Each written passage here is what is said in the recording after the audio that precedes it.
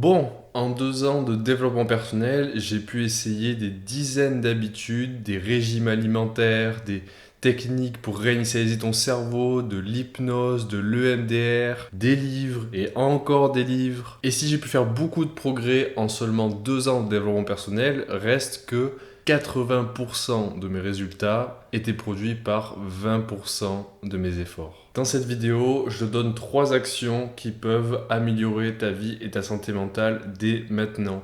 Ce sont les 3 actions qui m'ont le plus aidé à sortir d'une longue dépression. Et ces 3 actions, je continue à les faire tous les jours pour garder le contrôle sur ma vie et surtout sur mon esprit. Ce sont 3 actions extrêmement simples et pourtant presque personne ne les fait. Ce qui veut dire que en faisant juste ces 3 actions extrêmement simples, tu seras déjà bien en avance sur les autres. La première action, c'est de respirer profondément. La plupart des gens aujourd'hui ne savent pas respirer. C'est pas la première fois que j'en parle, mais quelque chose d'aussi simple que la respiration a une influence énorme, bien plus que tu ne le crois, non seulement sur la manière de ton corps de fonctionner, mais aussi sur ta manière de penser. Ton cerveau, il a besoin d'être oxygéné. C'est ça qui va lui permettre de bien fonctionner au quotidien. Donc, tu dois respirer profondément. Alors, pas tout le temps, tu ne dois pas tout le temps être comme ça,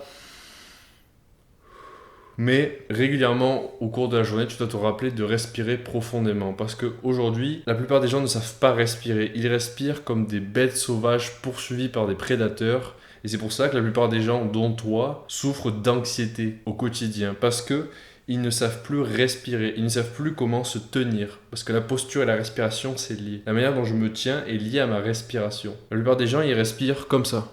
Ils se tiennent comme ça toute la journée et ils font... Ils ont une respiration très courte et par la bouche. Nous, à l'inverse, on veut respirer comme quelqu'un de posé, qui a confiance en lui et qui n'est pas dans une position de proie, mais plus comme, je dirais pas un prédateur, mais plus comme un roi. Quelqu'un qui est posé sur son trône et qui est là, présent. Donc comment faire? C'est très simple. Tu fermes les yeux avec moi et tu suis ma respiration. D'abord, tu inspires profondément avec le ventre et non pas les pectoraux. Donc tu gonfles ton ventre. Tu attends quelques secondes. 1, 2, 3.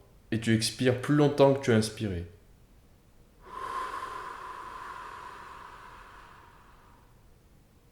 Et ce qui se passe, c'est que normalement, immédiatement, tu vas avoir plus aucune pensée dans ta tête, plus aucune musique ou vidéo que tu viens de regarder, plus rien. Et juste, tu vas être là dans le moment présent avec moi. Et donc, je veux que tu respires profondément, régulièrement dans la journée, que tu te rappelles. Même mets des post-it sur ton mur qui marquent respire profondément. Mets-les dans ta voiture si tu conduis, aux toilettes, dans la salle de bain. Il faut que régulièrement tu respires. Et tu vas voir que rien que ça va énormément changer ta manière de voir le monde.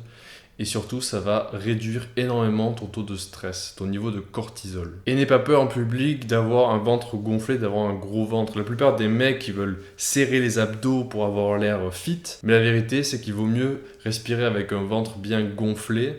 Et ne pense pas que ça va dégoûter les filles. La plupart des filles préfèrent un homme qui respire la confiance plutôt qu'un homme qui a l'air une proie, qui contracte les abdos comme s'il était constamment sous la menace de quelque chose. Et d'ailleurs, pour partir un petit peu sur une tangente, c'est la technique que j'utilise à chaque fois que je veux approcher une fille. Et ça change énormément de choses, notamment ton comportement et comment la fille va te percevoir. Si tu vas avoir la fille en respirant le stress, en ayant une respiration courte, en cherchant tes mots, en n'étant pas présent, ça va lui faire peur, ça va la faire partir. Mais si tu respires profondément et que tu montres que tu as confiance, que tu n'as pas peur du rejet et que tu es présent avec elle, eh ben, même si elle ne sera pas peut-être intéressée, reste que tu as beaucoup plus de chances d'avoir un oui plutôt que d'un non. Donc vraiment, respire. Ça va vraiment changer ta vie plus que tu ne le crois. La deuxième action, elle est tout aussi simple que la première, c'est de boire de l'eau régulièrement. La plupart des gens, comme la respiration, ne boivent pas assez d'eau. La plupart des gens sont déshydratés. Pourquoi?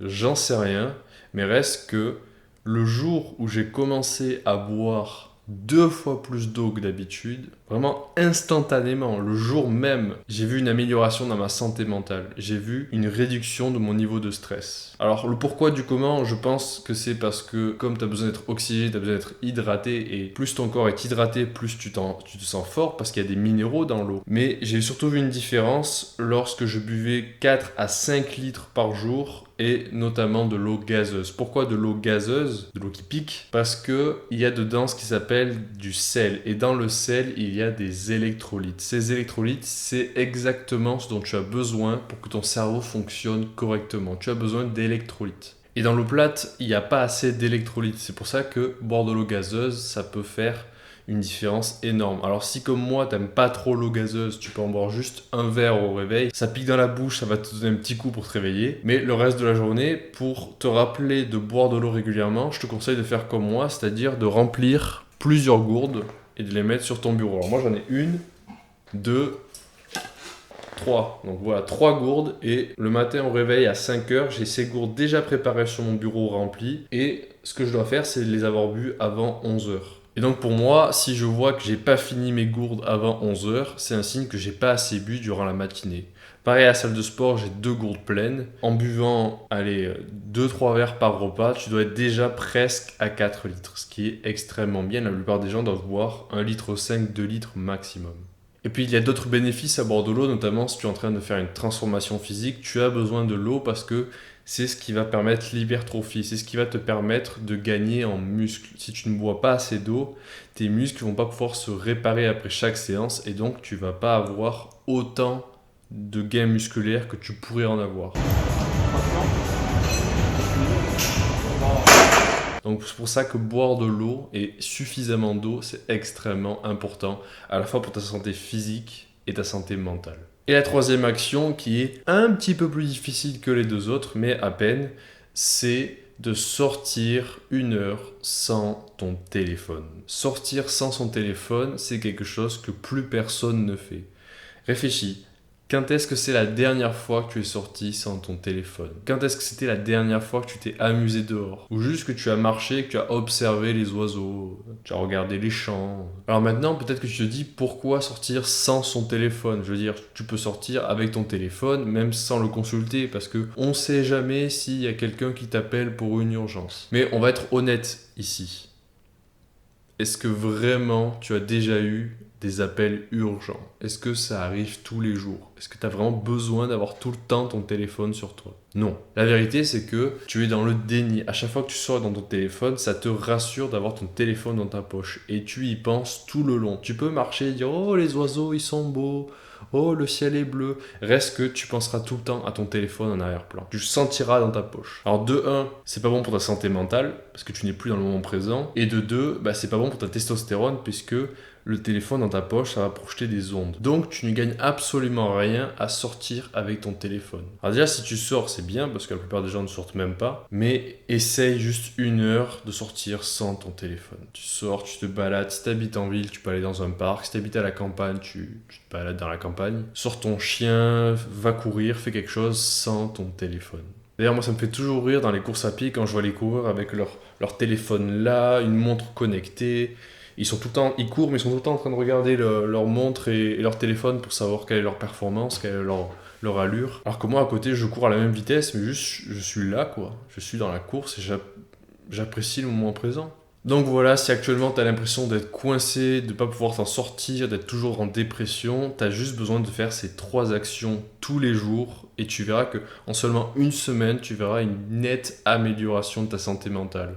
Et je dis pas ça pour te vendre du rêve, je l'ai moi-même expérimenté, c'est extrêmement puissant. Donc pour résumer, respire profondément, régulièrement, mets des post-it pour te rappeler, mets une alarme sur ton téléphone de respirer régulièrement, puis bois de l'eau aussi régulièrement, 4 à 5 litres, et enfin sors 1 heure par semaine sans ton téléphone. Tu sors le dimanche sans ton téléphone, tu prends l'air, tu fais autre chose que regarder ton téléphone. Et juste en faisant ces 3 actions, tu verras que, 80% des symptômes de dépression vont disparaître. Si tu veux d'autres conseils comme cela, tu peux t'abonner à cette chaîne, je sors une vidéo tous les dimanches. Et puis j'ai aussi une newsletter où je partage du contenu exclusif que je ne publierai jamais sur YouTube. Donc si tu veux suivre mes aventures sur YouTube ou par mail, abonne-toi à ma chaîne YouTube et à ma newsletter. C'est tout pour aujourd'hui. Salut!